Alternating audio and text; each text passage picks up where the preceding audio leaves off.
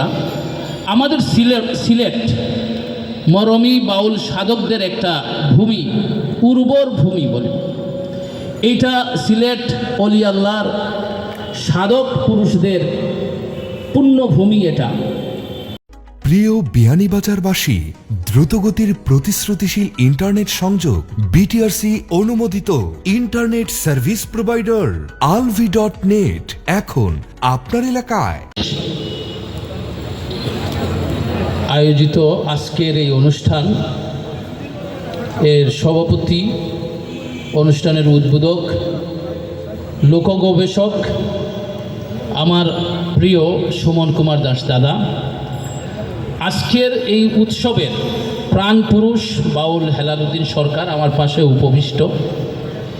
এইখানে আরও যে গুণীজন যারা আছেন, সম্মানিত বাউল শিল্পী, বাউল ঘরানার লোকজন যারা আছেন, সবাইকে আজকের এই অনুষ্ঠানে আসার জন্য এবং এই অনুষ্ঠানকে সফল করার জন্য সবার প্রচেষ্টাকে আমি অভিনন্দন জানাই। যেহেতু আমাকে এই মুখ্য আলোচক হিসাবে দুটা কথা বলতে বলা হয়েছে, সুতরাং আমি এই উৎসবে দুটা বিষয় নিয়ে আমি অল্প কিছু কথা বলবো। একটা হলো এটা একটা বাউল উৎসব, আর হচ্ছে লোক উৎসব যেটা বলছি আমরা।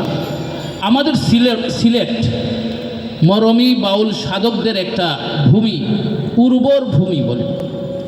এইটা সিলেট অলি আল্লাহর সাধক পুরুষদের পুণ্যভূমি এটা, এবং বাউল সাধকদের ঐতিহাসিক একটা লীলাক্ষেত্র এই সিলেট পুণ্যভূমি। এই জন্য আমরা বুঝার দরকার যে আমরা যে বাউল সংস্কৃতি কি বুঝি এবং লোক সংস্কৃতি কি বুঝি, এগুলোর একাডেমিক ডিসকাশন আছে। আমার নিজস্ব কিছু আত্মিক কিছু অনুভূতি আছে। একাডেমিক ডিসকাশন বিভিন্নজন বিভিন্নভাবে করেন, এটা বিতর্ক হয়। আমার পাশে লোক গবেষক সুমন কুমার দাস দাদা আছেন। তো এই বাউল নিয়ে একাডেমিক ডিসকাশন হয়। আমি আমার একটা আধ্যাত্মিক অবস্থান থেকে আমি বাউলকে বিশ্লেষণ করি। আমি আমার শ্রদ্ধাভাজন বাউল হেলালুদ্দিন সরকার, ওনারা এবং আমাদের আরও ওনারা যাদের পরম্পরা, আমাদের যদিও উনি জমিদার ছিলেন কিন্তু উনি অন্তরে বাহিরে ছিলেন বাউল।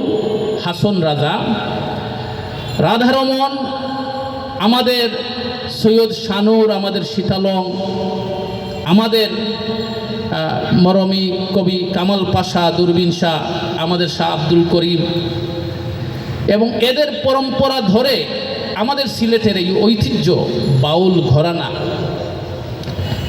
এইটার যে সৌন্দর্য ছিল অতীতে, সেই সৌন্দর্যকে ধরে রাখা এবং আমরা সিলেটিরা ঐক্যবদ্ধ থাকা, আমাদের এই সিলেটের লোক সংস্কৃতি নিয়ে আমরা সারা পৃথিবীতে লোক সংস্কৃতির আমরা হচ্ছে কর্ণধার। সিলেট আমাদের সিলেট, আমরা সেই গৌরব উজ্জ্বল ইতিহাসের অধিকারী এই বাউল সাধকদের।